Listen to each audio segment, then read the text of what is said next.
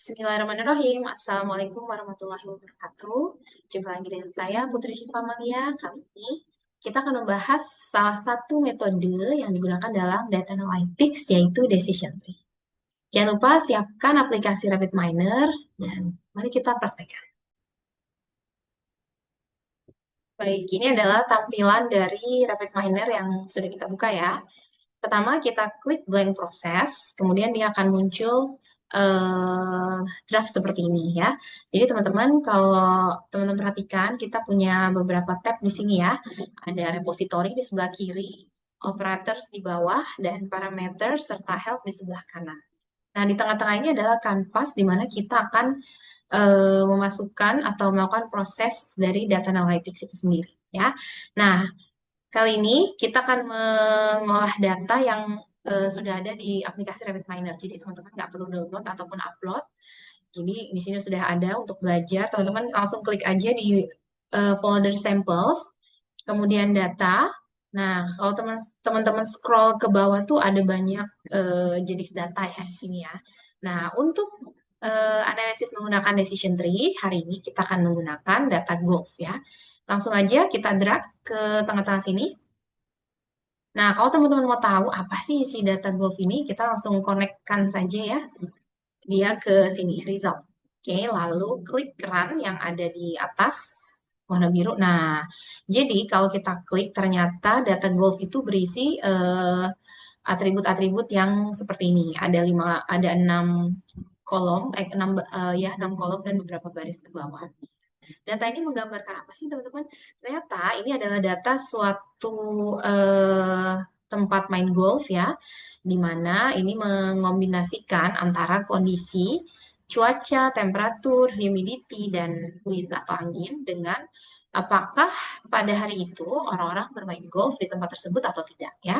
Kalau teman-teman perhatikan di sini misalnya ya di baris pertama, outlook itu cuaca cerah gitu ya, sunny dengan temperatur 85 dan humidity levelnya 85 dan tidak ada angin. Ternyata orang nggak main golf gitu ya, mungkin karena terlalu lembab gitu ya. Nah, kemudian kalau yang yes tuh kalau kapan sih? Ketika overcast atau mendung dengan temperatur sekian dan tidak ada angin, orang main golf. Tapi di sini banyak sekali variasi dan data ini teman-teman adalah data yang diperoleh berdasarkan historical data yang dikumpulkan oleh si pemilik tempat bermain golf. Apa sih fungsinya? Fungsinya adalah kita jadi bisa memprediksi, ya nggak sih?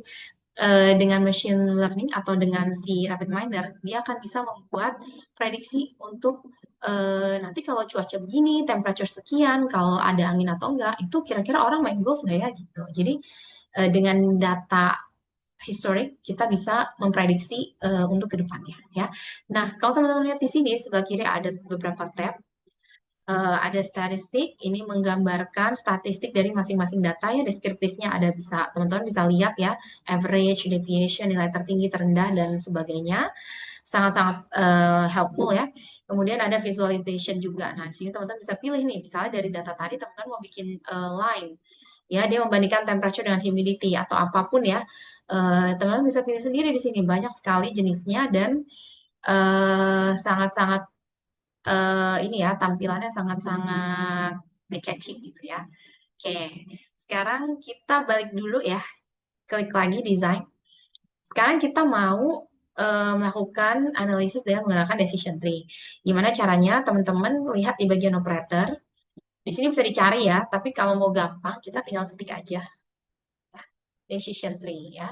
Dia ada di bagian modeling, predictive, dan di folder tree ya. Di sini ada beberapa jenis ya, decision tree itu ada banyak macam juga, tapi kita pakai yang paling basic dulu ya teman-teman. Pakai decision tree, kita drag lagi. Nah ini kan belum nyambung ya, kita sambungin, kita selipin di tengah, maka akan ada dua connection. Yang pertama dari data ke decision tree-nya, kemudian decision tree ke result. Nah, di sebelah kanan ini ada parameter yang bisa teman-teman sesuaikan tergantung kebutuhan dan juga tujuan dari penelitiannya ya. Tapi kita masih pakai yang basic, yang default. Kriterianya pakai gain ratio. Kalau teman-teman lihat di sini bisa pakai Gini index, accuracy, information gain, bisa dipelajari lebih jauh nanti.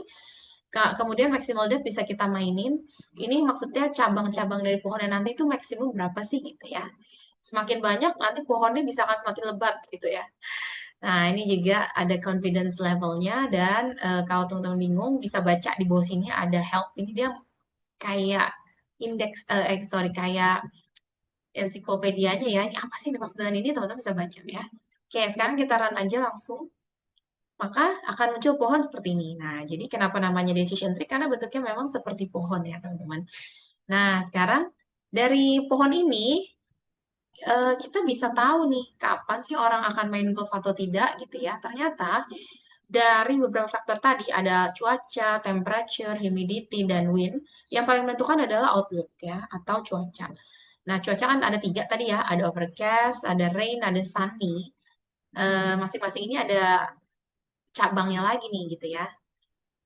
Ketika cuacanya mendung, orang akan main golf ya, tanpa melihat angin, tanpa melihat humidity gitu ya, karena mungkin asik gitu main golf lagi mendung gitu ya, karena adem.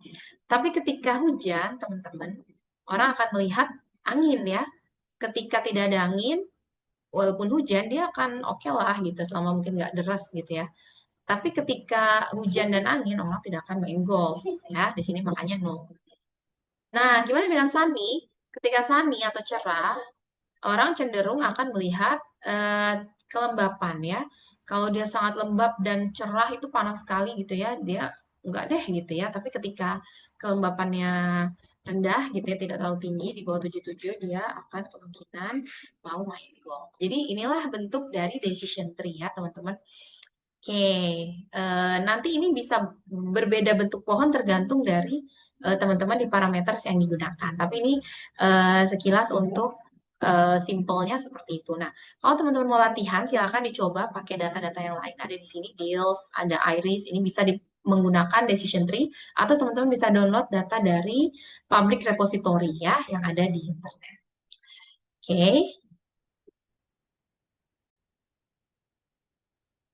Oke, demikian penjelasan mengenai penggunaan decision tree melalui aplikasi Rapid Miner. Semoga bermanfaat dan selamat mencoba di rumah dengan data masing-masing.